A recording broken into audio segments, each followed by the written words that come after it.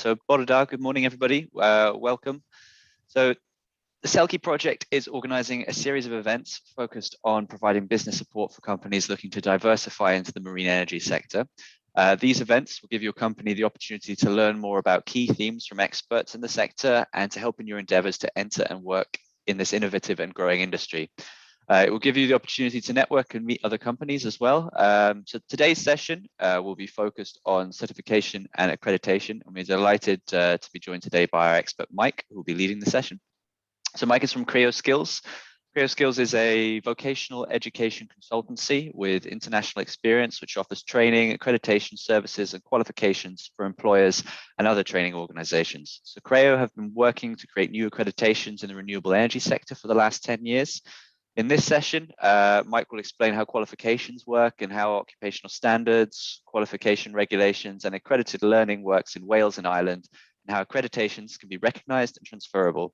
So this could help employers consider how new roles and the knowledge, skills, and behaviours that are required can be accredited, so that standards required in the marine energy sector can be achieved and maintained. So just a few housekeeping rules and guidelines before we begin. So all participants, if you could please just stay on mute and remain on mute unless indicated. This just stops any feedback so that we can all hear the speaker clearly. If you could all please rename yourselves and put your company name next to your real name. So if you just right click on your own icon, that way we just know where everybody's joining us from. That would be really useful. So shortly, I'll hand over to Mike. He'll begin the presentation, and then we'll have a Q&A at the end. So please feel free to type in any questions into the Q&A feature as and when they come to you, and then we'll field the questions at the end of the session. So yeah, please keep questions in the Q&A, and then we'll leave the chat for sort of any technical issues. I have my colleagues Sophie and Manon in the background ready to assist if you do have any issues. You can also use the raise your hand feature. And then, yeah, please follow us on social media. That's the Selkie Project. We're on LinkedIn and Twitter, and feel free to use the hashtag Meet the Expert as well. This session will be recorded along with all of the other sessions in this series, and they'll be made available online post-event. You can also go back and watch all of the other sessions that we've had thus far in case you've missed any of them. So without further ado, I will hand you over to Mike. Thank you very much indeed, Jay. Let me just get the screen sharing going here. And full screen, if it will behave itself.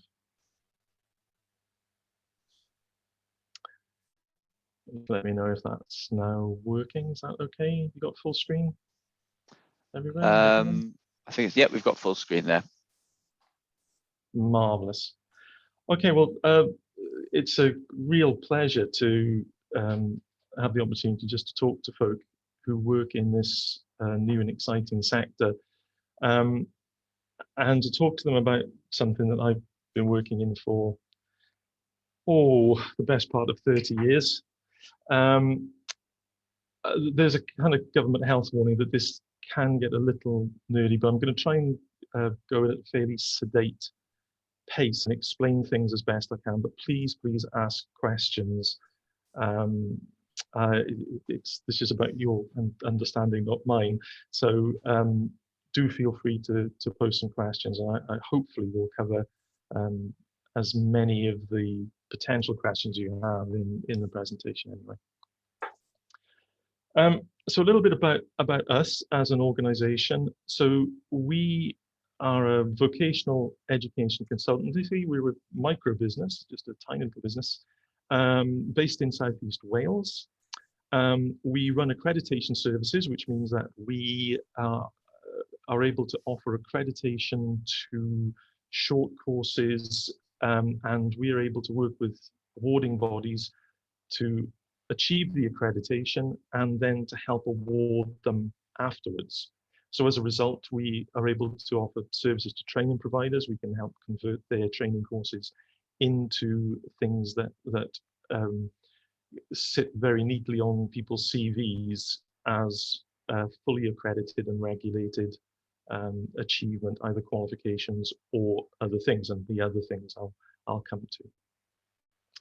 We also do some of our own training. We don't do a great deal of training.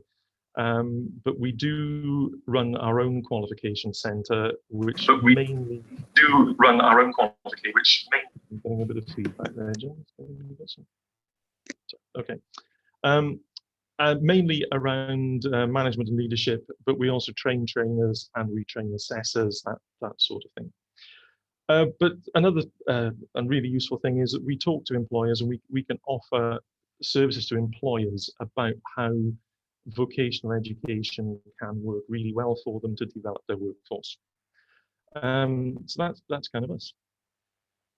So what are we doing? Just as an example, here's an example of what we do in the renewable sector. Very large wind farm organisation, Ørsted, most of you would have heard of, have been changing the way they transfer personnel, wind turbine engineers, from vessel to the monopile. So rather than the old-fashioned way of just stepping off, what they're now doing is hoisting with a crane based on the monopile itself. This remote-controlled functionality has required, as you can imagine, some fairly delicate and very robust training.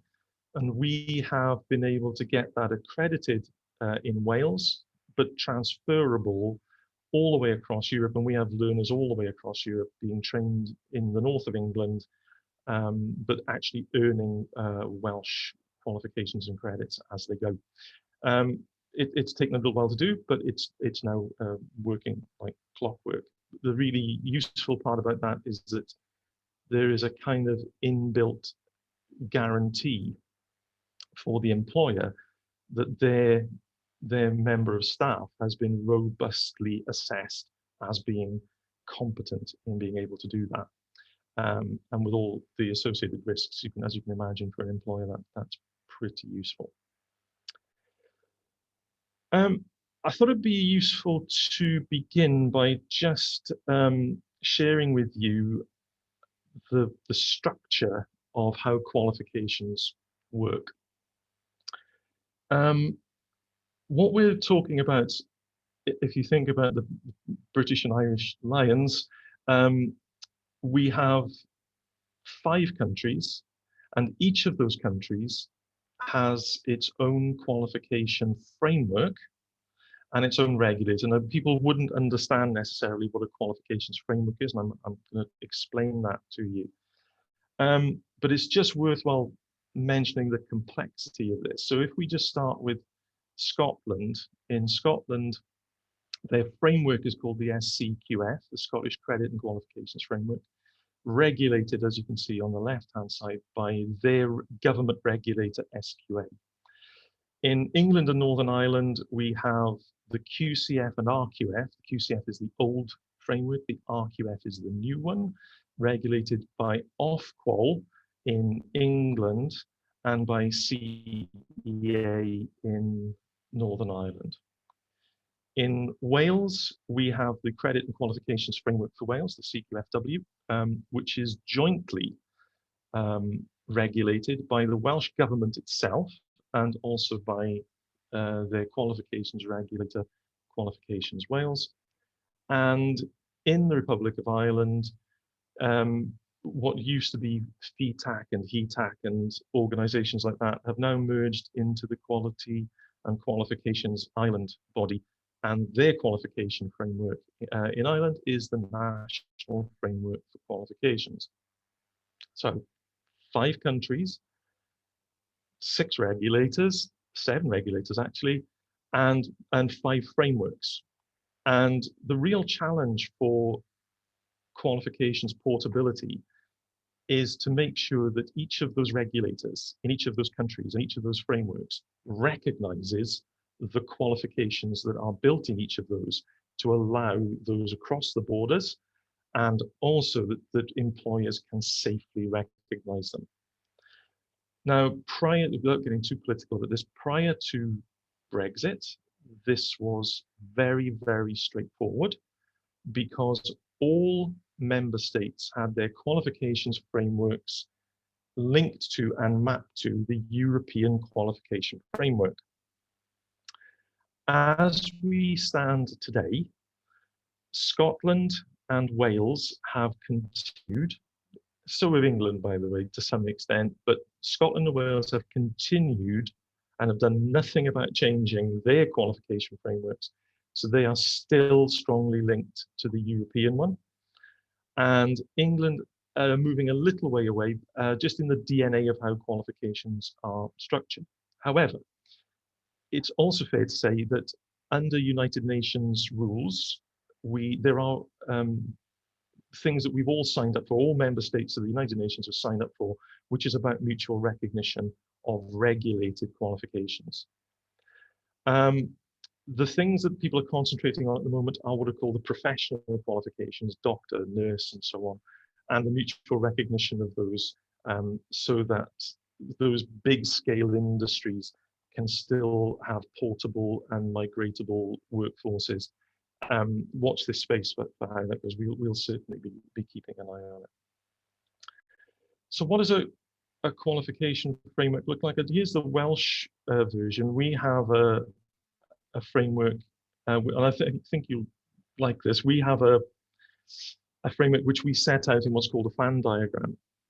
And it's made up of levels and units of achievement. And I will go through what those levels are and those units of achievement. And I'm going to put Wales, because of where we're working, I'm going to put Wales and Ireland side by side. So I'm not going to spend too much time on this. You guys will be able to have this recording. But I just wanted to show you, and this I hope will make you happy. Here is the Republic of Ireland one. And look at that. And so the two countries already think in a very similar way about how qualifications, the DNA of them, actually work. And that's really good news.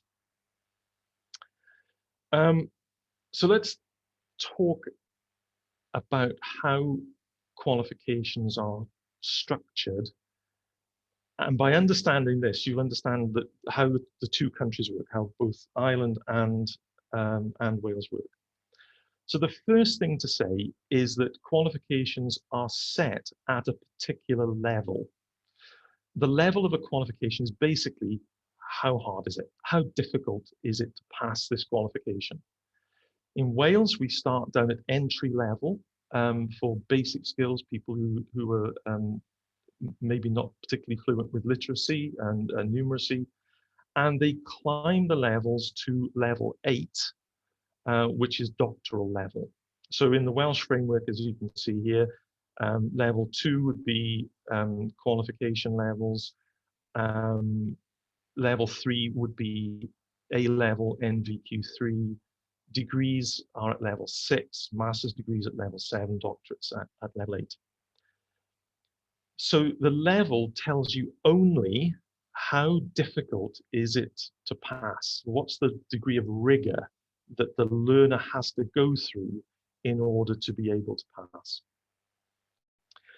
But in addition, if you like, that's the x-axis. The y-axis is to do with how much has been achieved and how much time is involved in the study. And what we do, and what we have done in Europe, is we've allocated time to a qualification when it's built, when it's originally structured. And we go through some fairly robust formulae about how many guided learning hours will be needed to get the average learner from not being able to do something to a place where they can do something, and how long will that take? That is extremely tricky and tense and is very strongly negotiated when qualifications are being built. But what we do know is that some qualifications have set agreed times and scales. So a degree, for instance, we know is 3 years at 3 different levels, and we know that there are 1,200 learning hours in every full-time academic year. Therefore, we can safely predict what that's going to look like. And so for full-time education, these are relatively straightforward. because we use that notion of 1,200 learning hours per year and then divide things up according to what people generally do in that time. So we then allocate to a small bundle of time, we allocate a value, which is called a credit. And this is an interesting notion. In a lot of European countries, 20 hours, 20 guided learning hours equals 1 credit. In Wales, Scotland, Northern Ireland, and England, it's 10. So 10 hours will get you 1 credit. And therefore, we can see that a degree, so a first year of a degree, which would be at level 4, has 1,200 learning hours, which we divide by 10 to get the credit value, and that gives us 120 credits for your first year, 120 credits for your second year, 120 credits for your third year, so you leave with 360 credits at level 6. But of course, in order to get your credits, you have to pass. You actually have to pass an assessment. Now that structure of level and credits, that is almost the DNA of qualifications. And the extremely good news is that that DNA is exactly the same in the Republic of Ireland and in Wales. So the notion of portability, of being able to earn a qualification in either the Republic or in Wales and to have it mutually recognized by employers is very, very good. The news is good here, because as long as employers start to understand how these things are made up, sometimes you can ignore the title and just look at the level and the credit value, and you can instantly get a notion of what that's about.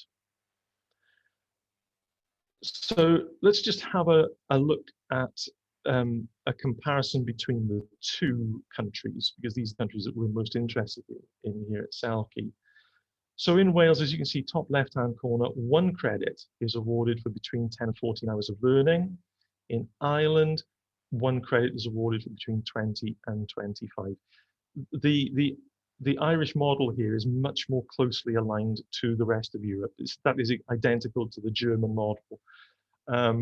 So what would be 2 credits in Wales would be 1 credit in Ireland. And that's not a problem as long as we know. So if someone comes to work for Creo and they come with a Republic of Ireland qualification, I simply look at the credit value and go, oh yeah, so what that means in Wales is this. Got it, exactly. And then we look at, on the right-hand side of the table, and we can see the credit qualifications framework for Wales, which is the 4th column along. These are our levels, entry 1 from the bottom, entry 2, entry 3, level 1 up to level 8. And as you can see, I've been able to include the Republic in here, which is on the far right. So something that is level 8 in Wales is level 10 in Ireland.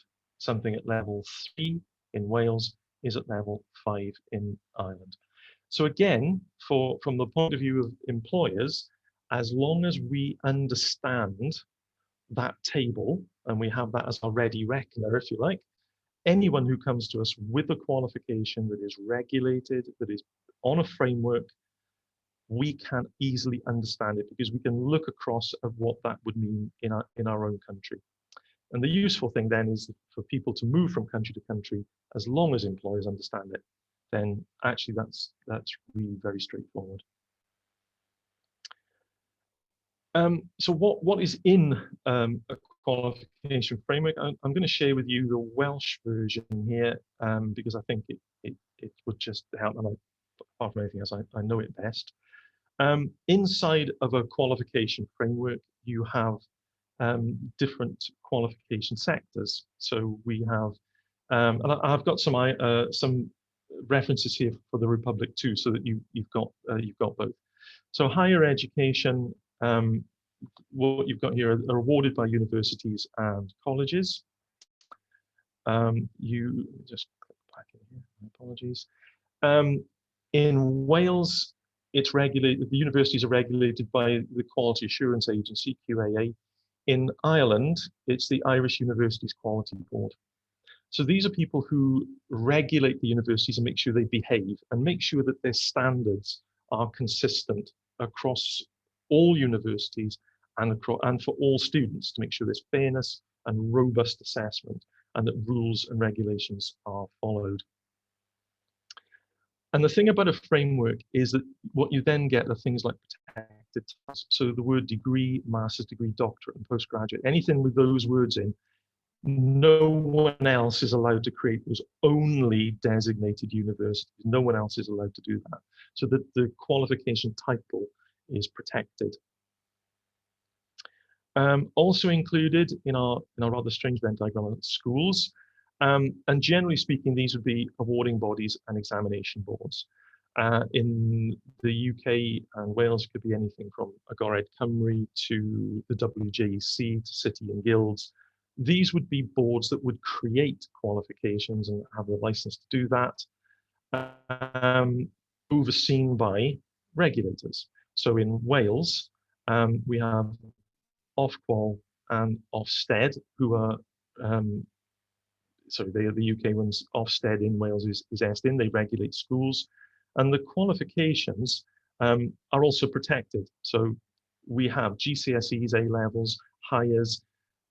The high schools certificates in Ireland, they're all protected. So no one outside of these regulated bodies can just make one up and try and sell one to the public or sell them to employers. It would be against the law to do that. It would actually be a fraud to do that. We have vocational education inside, and again, this is a very similar. I have to move you over there. There we go. So again, it's awarding bodies through assessment centres, and Creo Skills is an assessment centre because we offer qualifications for two different awarding bodies. Colleges, lots of big scale apprenticeship bodies, they would be assessment centres. Again, awarding bodies would be City and Guilds, would be Pearson, these kind of ACT, these are quite large bodies.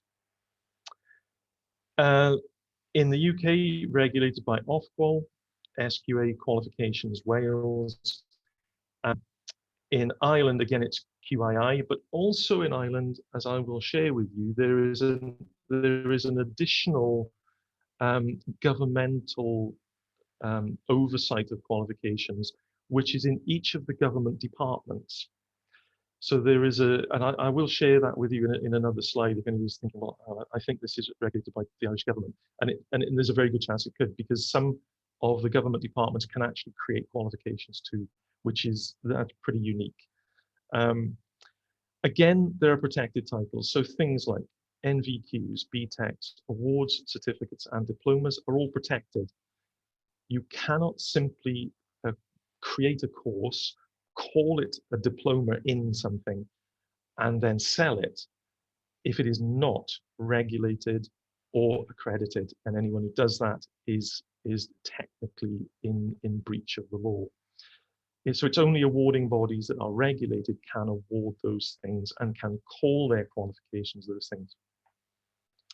So what you see there is a kind of consistent makeup of qualification frameworks. But in Wales, we have something else, which I'm going to share with you very, very quickly, which is quality assured lifelong learning. So we have an additional pillar which could be extremely handy for employers in the marine energy sector and as part of the Selkie project. So where you have companies that are working both sides of the sea, this could be really handy because it's awarded by awarding bodies through their assessment centres. It's regulated by the Welsh Government, which means that we can claim it to be fully regulated, because it is. Scotland have this too, by the way, no one else does. But it also confirms the DNA. So it's in levels, it's in credits, but it allows us the flexibility of being able to accredit short courses. So if you have a course that lasts for 2 days with an assessment at the end, and the assessment follows all the rules and is robust, that has the potential to earn credits at a particular level, which are then easily understood by employers and which can then be portable. And this is being used quite extensively in Wales by, as an example, the NHS, where people do their very big qualification, their qualifications or certificate at level 3 in the care sector, for instance, and that's a really useful qualification. And then they go and work in a specialist unit where they need to learn more specific things. Well, they can go on shorter courses that are accredited and add credits into their CV. So in Wales, that is possible. And it's a kind of glorious thing. I will always trumpet that. But it's handy because it means we can accredit things in Wales and make them portable all over the world. And it's extremely handy. In that part of the world, there is no protected title. So there's no certificate, diploma. What you get is the title of the unit, the title of the course, the level, and the credits. So what you would get is a particular level and credits in that specific subject, and that would be added into your CV. So very simply and very quickly, so higher education, these are the levels that you would expect, the levels for schools. Vocational often comes as a shock because it goes all the way up to what you would ordinarily think is a doctoral level. And that's because people invent new things all the time. Doctoral level is about breaking new ground and inventing new stuff. Well, that happens in industry all the time. So there has to be a way of recognizing that. And in the quality assured lifelong learning, technically it goes all the way up to that doctoral level, but in reality, no one has ever done that. So we say it's the level 7. It's technically possible, but no one has ever got up there to level 8 just yet. So what would happen then if we wanted to create a new qualification for the marine energy sector, shared between projects, employers in Ireland and projects and employers in Wales? If you wanted to share one and it moved across, it would be a little tricky. It might be doable, but it's not been tested yet, so we don't know. Accreditation is more tricky in the Republic. So in the Republic, generally, full qualifications are created by QQI, the Qualifications and Quality body, universities and the university quality body, the SEC, and some professional bodies. So there you go. There's a Minister of Communications, Marine and Natural Resources. They actually do have the ability to create qualifications that are for the sector. And that is a little unusual, where the government is able to say, this is the thing that needs to happen for people who work in this sector. There are some international awarding bodies, City and Guilds, EdXL, OCR. They do work in the Republic. They work in Scotland as well, or most things in Scotland, like Ireland, are very tightly regulated. They're much more prevalent in England and Wales. So in Wales, we can build things quite easily. We could utilize that quality assured lifelong learning pillar, and as we have done with loads of employers and loads of training companies, it's really growing in significance. In Wales, to build a new full qualification is relatively easy, but it can be quite expensive. Building a small scale unit on the QALL pillar is relatively inexpensive. Full qualifications are much more expensive. But the moment you do create a full qualification, these things are almost certainly going to be internationally transferable as long as they conform to the rules. Do they have level and credit? Yes, big tick. That makes the movement easy. If they don't, there has to be a mutual recognition between governments because it's a different type of qualification.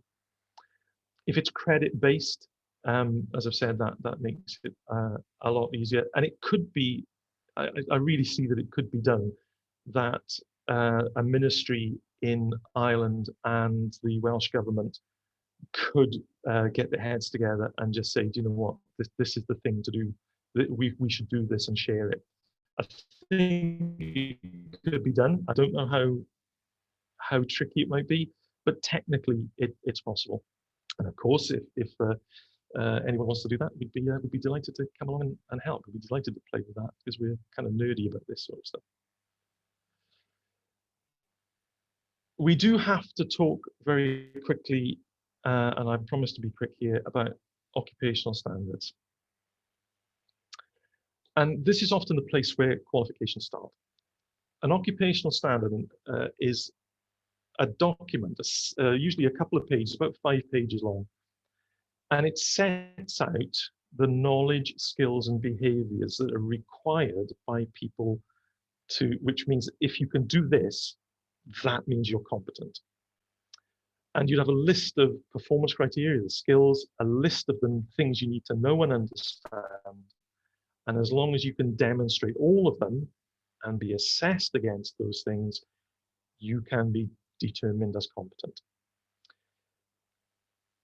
Generally speaking, full vocational qualifications are built on these occupational standards.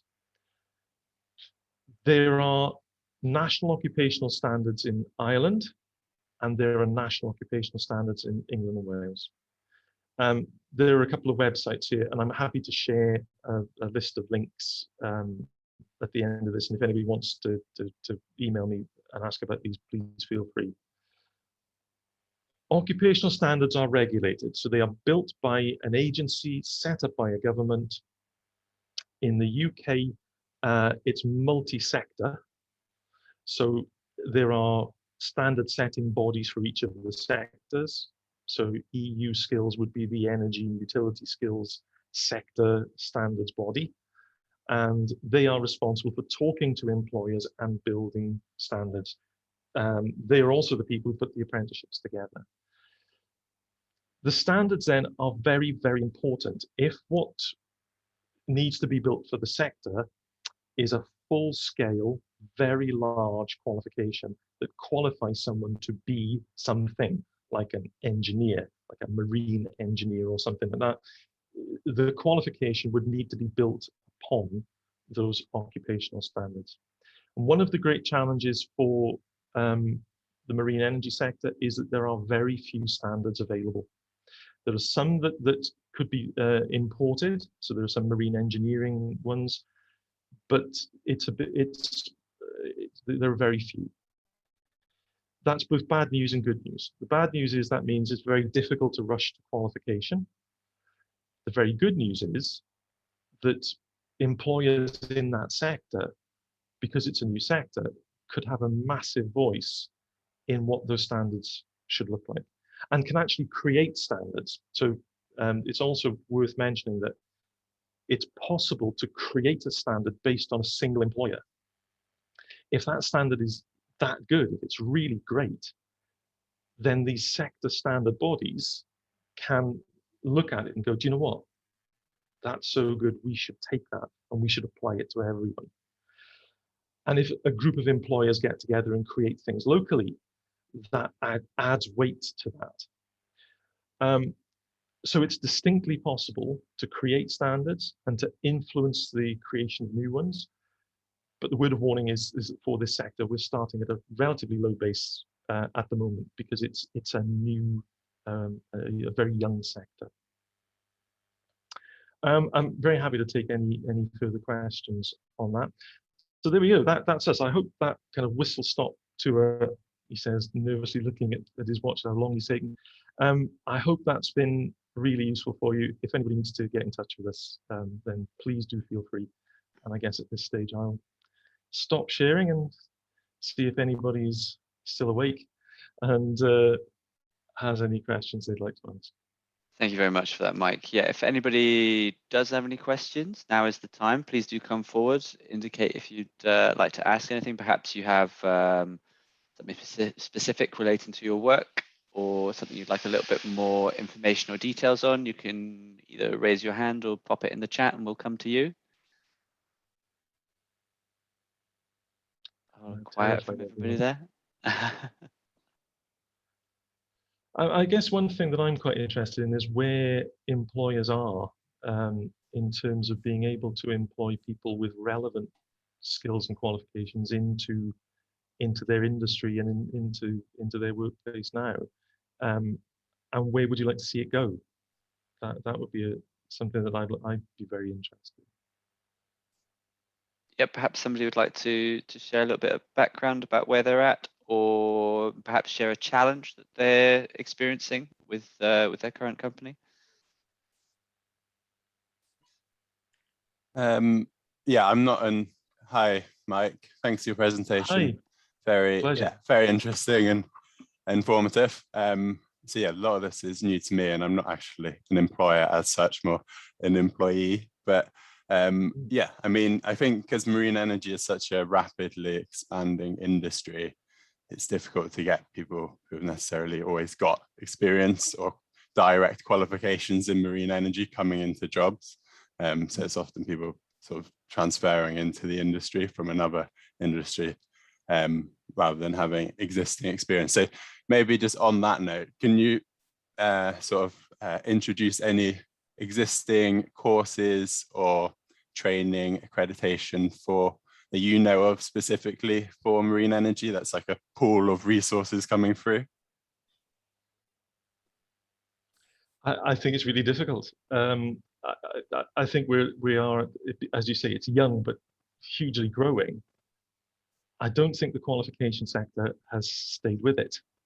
And I think that's a difficulty because there will be, around the UK, there are places where you can go to get certain certifications, which are slightly different to qualifications, and I'll just explain that. So as an example, if you want to get a qualification for driving, or classic example is a powerboat, is to be licensed to drive a rib to a mile offshore.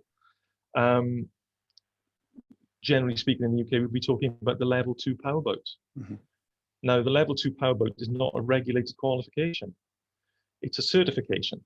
Mm-hmm. And the certifying body would be people like the RYA, the Royal Yacht Association. So it's not a qualification, it's a certification. There are certain courses, but the real strength of things like that is that everybody in the sector looks at it and goes, that's the thing. That's what we'll recognize. That's the thing we expect our folk to have.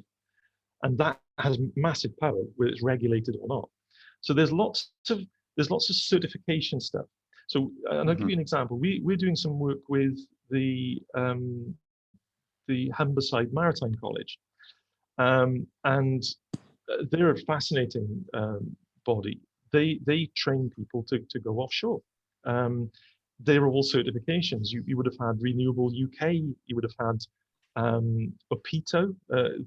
These bodies train folk and certify them to go offshore. They're certifying competence, but they're doing that outside of the regulated world.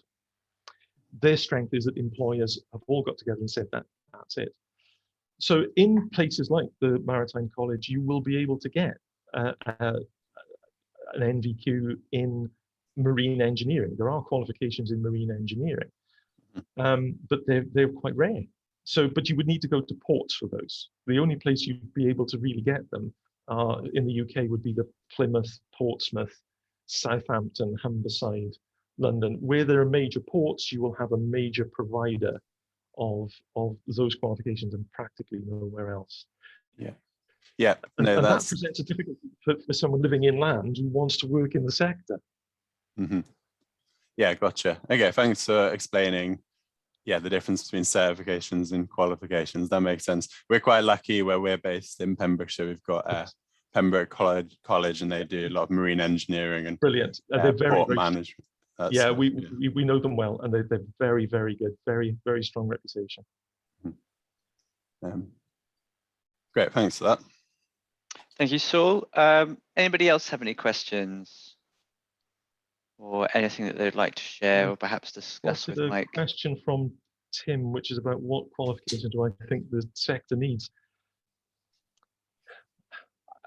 I think I'd be really going to struggle with that because I'm not technically involved in the sector. The qualification side is more me.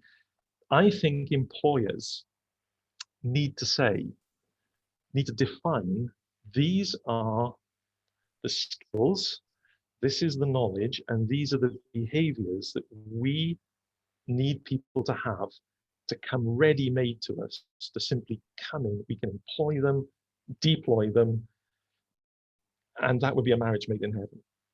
You need to work out what that looks like. Based on those things, that's where national occupational standards come from. Those occupational standards are the statements of knowledge, skills, and behaviours. Employers need to say, that's the kind of person we need. Then training providers will sit up and go, oh, right, so there is a market for those skills, that knowledge, we can train that. And that's how the kind of symbiotic relationship between employers and training organizations work. Training organizations can guess, roughly speaking. So I could guess, as an example, if I think about Morlice, something I'm keeping a distant eye on because it's absolutely fascinating to me. When I look at that and I think to myself, there are some risks there. And I was listening to Ian Ord's presentation a few weeks ago. I was thinking about marine risk. And I was thinking, how much behavioral safety is being done there? Lots of health and safety, it has to be, because you're in risky environments. How much behavioral safety is there? Is that something that's a training gap? Possibly. But I'd have to talk to employers and describe that and get to understand what that would be. Let's take underwater welding. Underwater welding, it's been in the oil and gas sector forever. Is that something that is required in the marine energy sector? Where do you get them from? Where do they get qualified? So I think it's the experts here. I'm the expert in qualifications, but employers and employees are the experts in the skills and knowledge they need. And I think if they make demands, the training and education sector and the qualification sector will almost certainly follow, because what they then find is that there's a market. At the moment, I'm not convinced they understand the market because it's young, it's burgeoning, and we can see the growth of it everywhere, and that's absolutely superb. But I think they've been pretty slow to catch up with it. So Tim, I'm sorry, I can't pinpoint one. Thank you. I'd love to have a conversation with you. I'd love to have a conversation with you about it, because I'm sure we could come up with something. Thanks, Mike. That was a great presentation. Enjoyed it. Thank you so much. Anybody else have anything more for Mike while we do have him? We do have up to another 15 minutes if people would like to make the most out of Mike's time. No, everybody's very quiet today. Battered everybody into submission. Yeah. What I could do is just share something about process. So as an example, if you are an employer who has an internal training program that you think, do you know what, this is seriously good, and I want to make this robust, and I want to make it attractive so that I can attract people in. So this is another approach, is for employers to say, how can we attract people to us? And one way would be, we will train them to a very high standard, and we will reward them with some form of accreditation. It's a really good way of recruiting and retaining members of staff. So the process here in Wales is really very straightforward. First thing you do is pick up the phone to me, please. No, but you have to have that notion of, these are the skills. This is what I want the person to be able to do.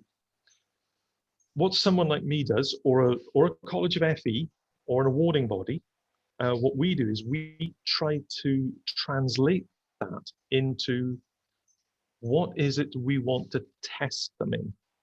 So we have to build an assessment. We have to build a robust, strong assessment so that the awarding body, whoever they might be, and the employer are both satisfied that if the person passes that, that's the thing.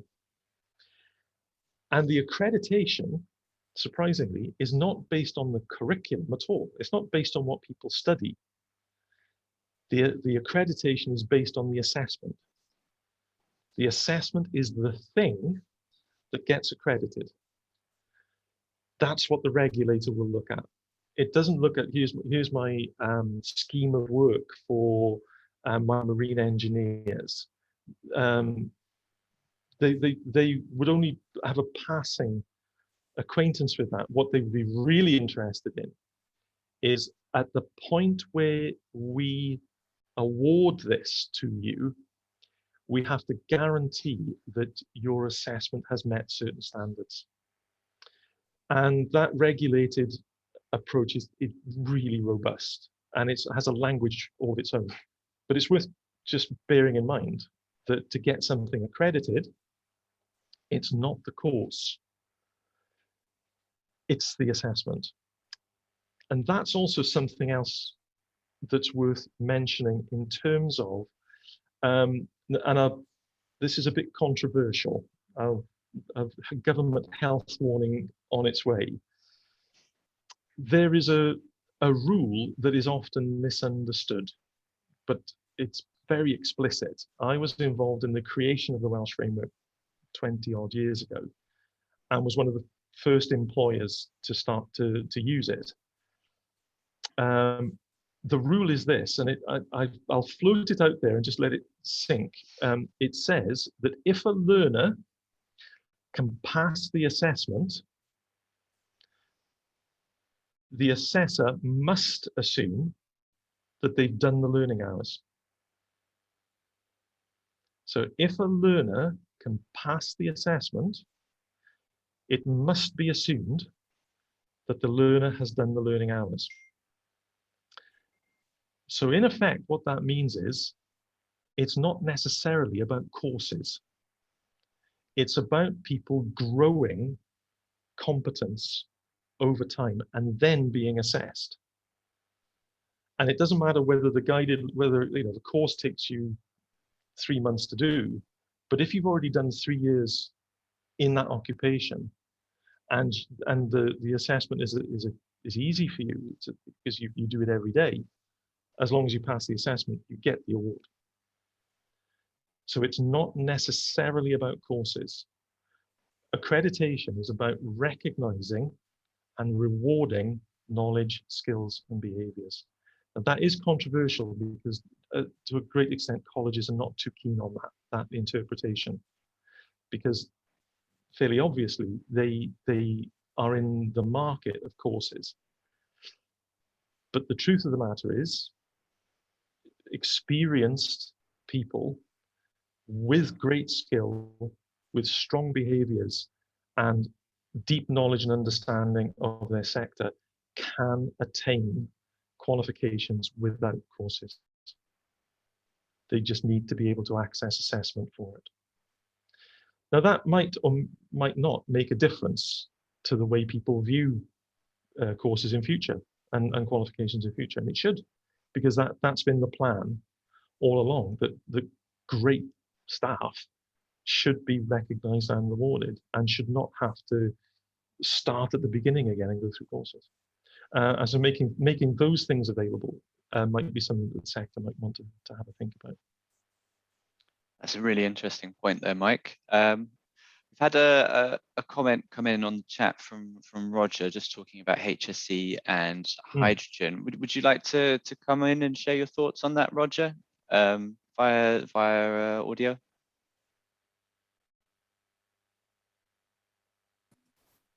Hiya. Yes, can you hear me? Yeah, I can hear you. Hi, Roger. Hiya. Camera won't turn on, sorry. We can hear you, which is great. All I was going to say was that, yeah, I've HSE, they send out like a monthly bulletin, and I've attended about 3 sort of familiarisation and training courses for hydrogen heating. They're pretty good, to be fair, and they involve sort of experts in the developing who are developing the regulations, because there doesn't seem to, there's no building control at the moment associated with hydrogen heating, as far as I can tell, and so that means those regs are being developed. But in parallel, while they're being developed, they need to sort of approach the idea of competence for the plumbers, and they're trying to get as many plumbers as they can engaged, so that they become aware that there is this new technology and that they will have to get some sort of accreditation. So they're in the build phase at the moment, I think. And I think at some point in the very near future, they're going to establish what the rules are going to be. And then they will, I think, start a massive rollout of like a basic add-on qualification to the gas safe thing. So I don't know if that's a reasonable model to follow for the offshore, like floating wind and fixed base wind, and for obviously the wave and tidal stuff. So I don't know, you know, but it's interesting how they are building that sort of interest and awareness. Absolutely. The health and safety executive are great facilitators of things. One of the things we've noticed over the years, I mean, of course, there is a suite of health and safety qualifications anyway, but we've noticed that the HSE are useful catalysts for things. When they make a recommendation or make a demand or set a standard, and that's the really interesting bit, is when the HSE says, and I'll give you an example of this. The HSE says, in order for people to work safely at height, employers and employees should do the following.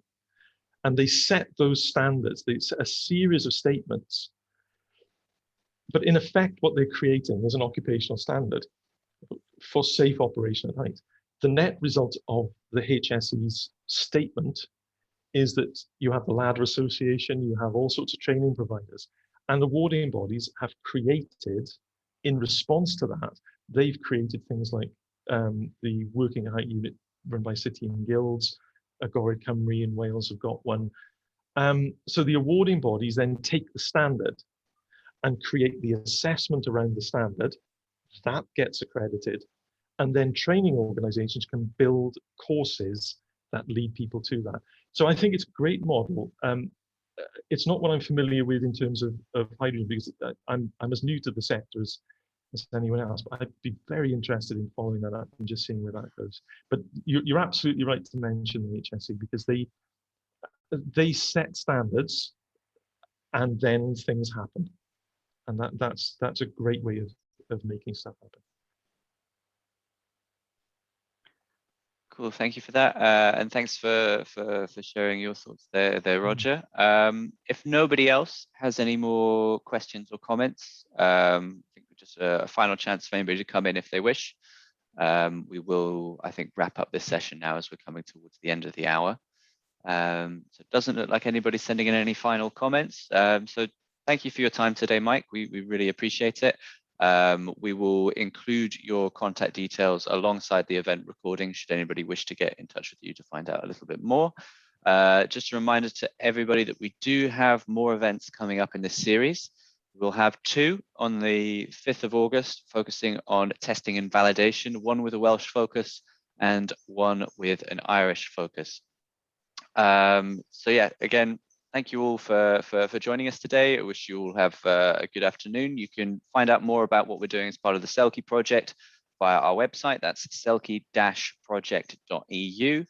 On there, we'll have all, it's just been dropped in there by my colleague. If you click on the events tab, you'll have all of the recordings from previous sessions in this series, as well as the registration links for all the ones that we have up and coming. You can also check out the Selkie Project or the Selkie Network on LinkedIn, where we have some discussions for those that are interested in working in the wave and tidal sector. So yeah, thank you again for everyone for joining us this morning, and have a great day. Do you have any final comments, Mike?